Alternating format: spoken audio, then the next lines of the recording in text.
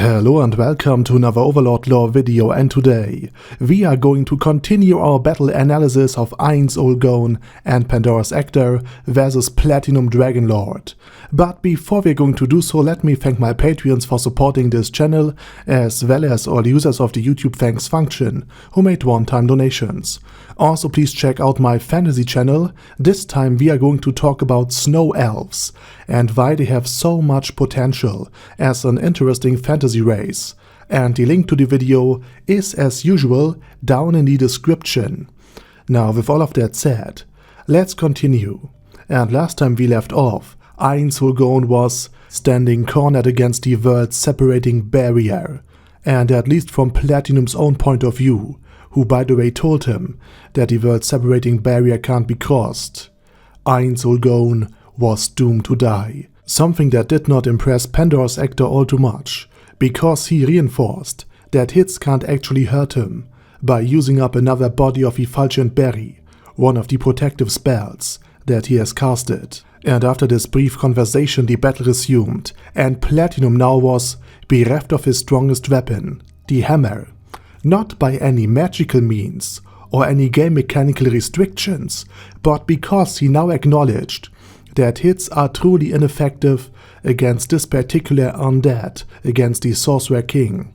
And therefore he used the next best option, a truly great greatsword, and once again he used it telekinetically as an autonomous way of attacking.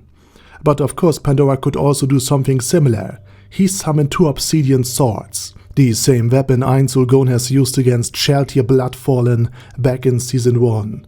Though sadly, it hadn't made it into the anime at this point. But this time it is different, and the swords managed to block the incoming greatsword.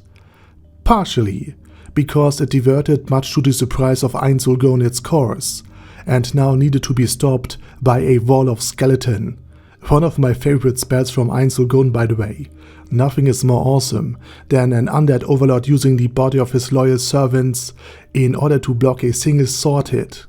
I really crave this Dark Lord aesthetic. But anyway, not only did the obsidian blade deflect the greatsword, partially the other flew straight to Platinum's armor, which elegantly dodged the attack, while at the same time directing the sword onto the fake Ainz.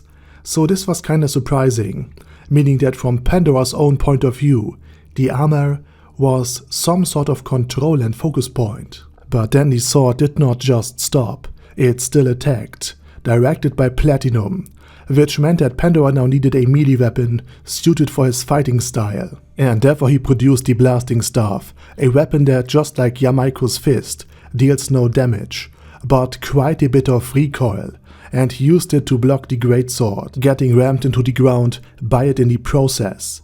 Now Pandora tested one of the most vital spells against Platinum, Grasp Heart, Ainz Ooal's favorite 9th tier spell, an insta-death spell, and if it works, the enemy is, you guessed it, instantly dead. But even when it fails, the enemy will be stunned for a few seconds, so it was a really good counter after Pandora had observed how the armor dodged his obsidian blade. But Grasp Heart failed, which meant that this armor was not alive at all, which was confirmed in a scene that was sadly cut from the anime by another attack. But more about this later. For now, Pandora, who had counted on Grasp Heart to at least give him a second or two, was surprised, and got it with the sword, and crashed once again into the world's separating barrier. Now finally noticing that he had a very bad, almost indefensible position, he used greater teleportation to get away from it and gain the high ground, or in this case the high air, only to then recast body of Effulgent Berry, just in case Platinum tries to use his hammer or any other blunt weapon again. After that, Platinum and Ainz fought a bit of a melee battle, and now the armor firmly grasped the greatsword and attacked with it. Pandora was now in the defense and lost quite a lot of HP during the fight, but he learned one other vital thing. The armor could be hit with Cold Greater Thunder, and while we did not have seen this in the anime, his HP dropped quite a bit, meaning that this elemental type of attack was a very viable way to do damage to Platinum. Hence why Pandora later summoned the Elemental Skull, who was able to cast all 4 nature elements, such as Vermilion Nova, for example, which is a 9th tier fire spell. Now with all of that said, Platinum's armor was then thrown back, and with it, the 4 different weapons were also flung back, just like they had been attached to the armor by proximity. This of course was another vital intel Pandora's Actor gained. And with all of that said, this is pretty much it, because in the next episode we will take a closer look at the Doomlord, its abilities, its skills, why it was such a vital summon in this situation, and what happened in the cut content scene.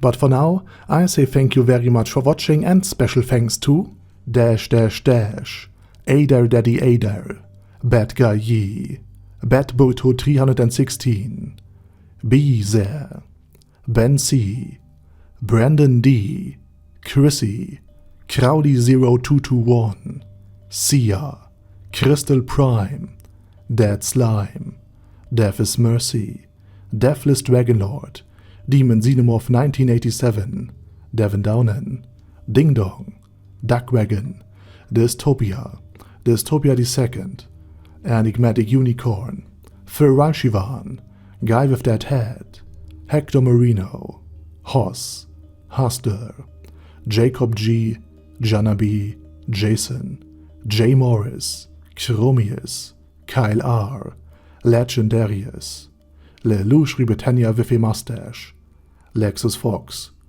Lord Nishikian Rai, Lord Touch Me, Merovec, Mr. Shoes, Mr. Tweaker, Michael R, Michael Y, Nope, Oh Hell No, Normal Toad, Okill, Overlord General Gasper, Paddy Pantom, Personage, Primus 11, Cune Caracos P, Shergox's Daddy, Shadow Lightning Wolf, Shrine Keeper, Super Tier Magic Batista Bomb, Supreme Cheese, Staris, Ted, Texas Deer, The Orc Warboss, Rak Ed Smasher, T.E. Wang, Vash Hawkeye, Vegito 27, Venture Fanatic, Wilhelm, Xenokai, and Zonegon. Thanks guys. Anyway, have a nice day, and I hope to see you all again soon on my next video.